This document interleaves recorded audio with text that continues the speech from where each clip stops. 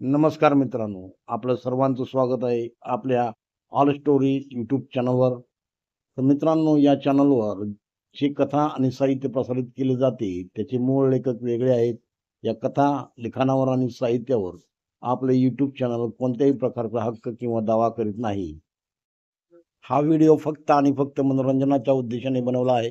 सर्व पात्रे काल्पनिक आहेत. वास्तविक व्यक्ती जिवंत किंवा मृत किंवा वास्तविक घटनांचे साम्य असणे हा निव्वळ योगायोग आहे. कोणत्याही व्यक्ती, धर्म किंवा जातीला दुखावण्याचा हेतू नाही. मनोरंजनातून या कथा आणि साहित्य तुमच्यासमोर प्रसारित करणे, जेणेकरून तुम्ही बोध घ्याल, यासाठी आपले चॅनल कार्यरत आहे. तर मित्रांनो, पहा आजची कथा. नमस्कार मित्रांनो, आपलं स्वागत आहे आपल्या यूट्यूब चॅनल ऑल स्टोरीवर. मित्रांनो, माझे नाव रसिक आहे.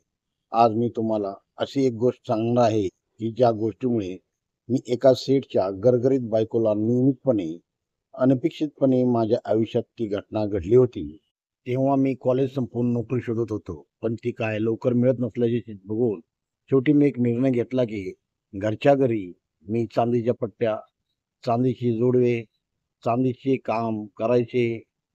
त्यानुसार मी ते चालू देखील केले. मी एका सेटकडून कच्चा माल आणून त्यालाच पुन्हा तयार करून विकत असे. माझे काम चांगले असल्याने तो सेट माझ्यावर भलताच खुश होता. त्याला माझ्यावर खूप विश्वास निर्माण झाला होता. एकदा मी माझ्या घरी काम करत असताना तो अचानक माझ्याकडे आला आणि मला म्हणाला, "अरे नंदू, तुझे काम इतके चांगले आहे. तुला काम पण माझ्याकडून भरपूर मिळते. पण तरी तू जितके पैसे महिन्याला कमवतो ना, त्यापेक्षा जास्त तुला नको आहेत का? हवे आहेत ना? काय करू मी सांगा?" मी विचारताच तो मला म्हणाला, "हे बघ, इथे असे काम करण्याऐवजी माझ्याकडे नोकरी करणं. शेवटी काय, तुला कुठेतरी काम करायचेच आहे. मग तुला आता एक यापेक्षा जास्त मोबदला मिळत असेल, तर तुला काय अडचण आहे?" त्याचा प्रस्ताव तसा चांगला होता. मला पण पैशाची गरज होतीच. त्यामुळे मी त्याला होकार दिला आणि त्याच्याकडे कामासाठी रुजू देखील झालो. शेठजीचे वय तसे बऱ्यापैकी जास्त होते. त्यात तो इतका ढोला होता की त्याला नीट चालता तर येत नव्हतेच, पण तो एकदा बसला की लवकर उठत पण नसे. त्यामुळे त्याला माझ्यासारख्या तरुणाची खूप गरज होतीच. थोड्या दिवसात मी शेठचा विश्वास संपादन केला देखील. तो माझ्यावर विविध जबाबदाऱ्या टाकून बघू लागला आणि मी त्याला कधीच नाराज केले नाही. मी सेठ जिथे बसायचा त्याच्या डाव्या हाताला बसत असे. एकदा मी असेच दुकानात काम करत बसलो असताना अचानक एक स्त्री दुकानात आली. तिला बघून मी अवाकच झालो. उंच, मऊ, देखणी, कमालीची गोरीपान, नाजूक गुलाबी ओठ, केस मागे बांधलेले, तेज सरळ नाक, गारे डोळे आणि गरजेत का मेकअप यामुळे ती कमालीची देखणी दिसत होती, सुंदर दिसत होती. तिने काळ्या रंगाची साडी घातली होती.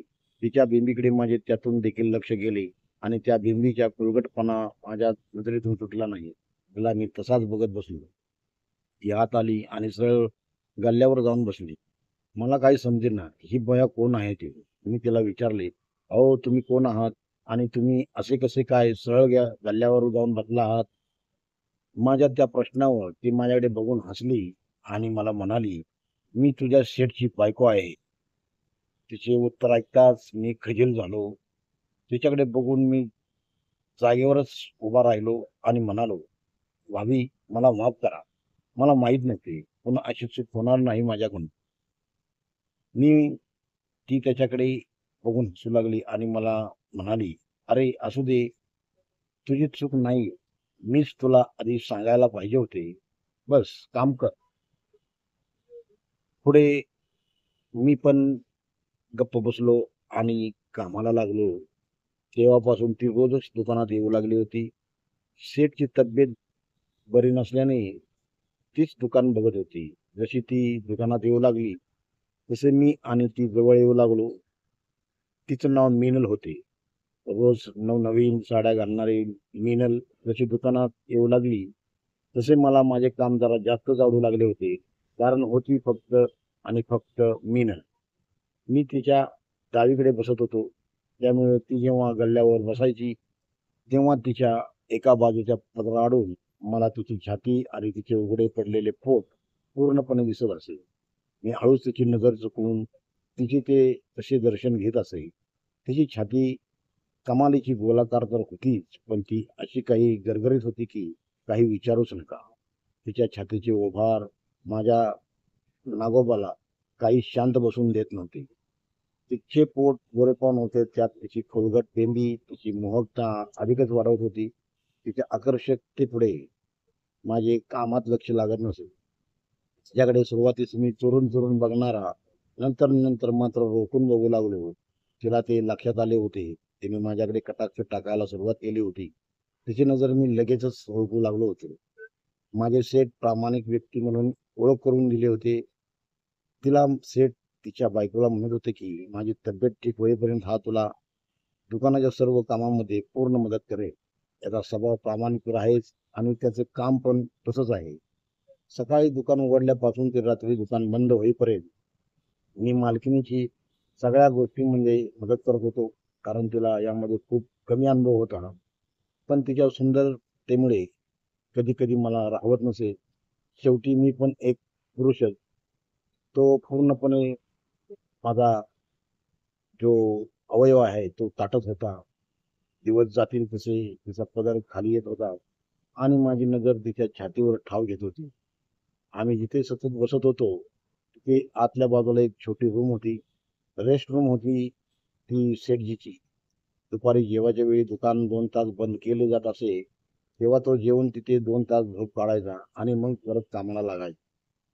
मीनल पण त्या दिवशी झोपायला म्हणून मागच्या रूम मध्ये गेली. तिची ती पहिलीच वेळ होती. मी शटर बंद करून घेतले. आत मी आणि मीनल दोघेच होते. मी काम करत बसलो होतो आणि ती आत पडली होती. थोडा वेळ झाला असेल का कोणास ठाऊक माझ्या मनात काय आले आणि मी सहज म्हणून आत डोकावून बघू लागलो. आत बघताच मी वेडा झालो. मीनल आत असलेल्या जागेवर पडली होती. तिने दोन्ही गुडघ्या गुडघ्यातून वर गुडघे फोल्ड केले होते आणि त्यामुळे खालून तिची साडी पूर्ण उचलली गेलेली होती. त्यामुळे तिचे पाय पूर्ण उघडे पडलेले होते.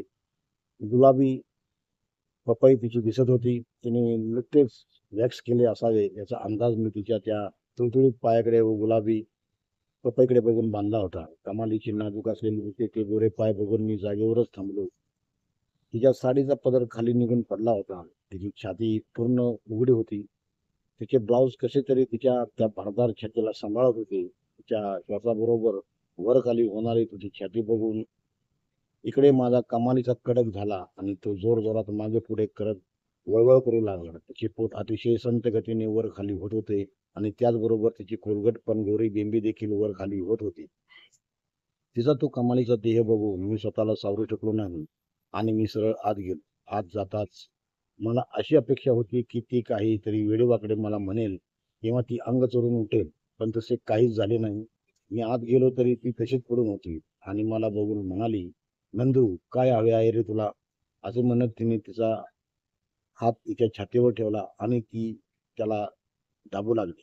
ते बघून मी काही न बोलता सरळ तिच्याकडे गेलो आणि तिचा हात बाजूला केला आणि माझा हात तिच्या हातावर छातीवर ठेवला आणि फिरवू लागलो आणि म्हणालो, हे पाहिजे आहे मला. असं मी म्हणताच तिने मला तिच्या अंगावर ओढून घेतले. मी नरूच्या अंगावर पडताच तिने माझे मुके घेण्यास सुरुवात केली. तिचे ते नाजूक ओठ मी माझ्या तोंडात एकाच शपथ शकू आणि चावू लागलो. आजवर जे मी बाजूने बघत होतो त्यांना मी माझ्या हाताने घेत प्रचंड ताकदीने दाबू लागलो होतो.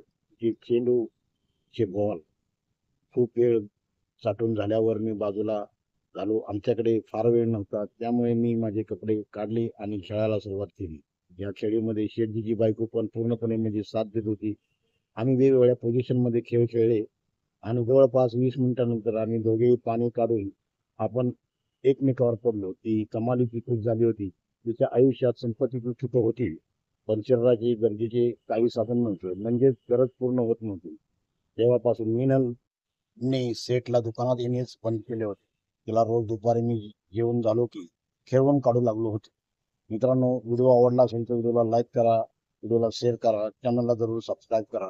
मित्रांनो, एका डोळ्याने पाहून व्हिडिओ बनवत आहे. तर मित्रांनो, जरूर आपल्या सर्वांच्या चॅनलला ऑल स्टोरीजला चॅनलला सबस्क्राईब करा, व्हिडिओला लाईक करा आणि व्हिडिओला शेअर करा. मित्रांनो, हा तुमचाच चॅनल आहे, आपल्या सर्वांचा चॅनल आहे.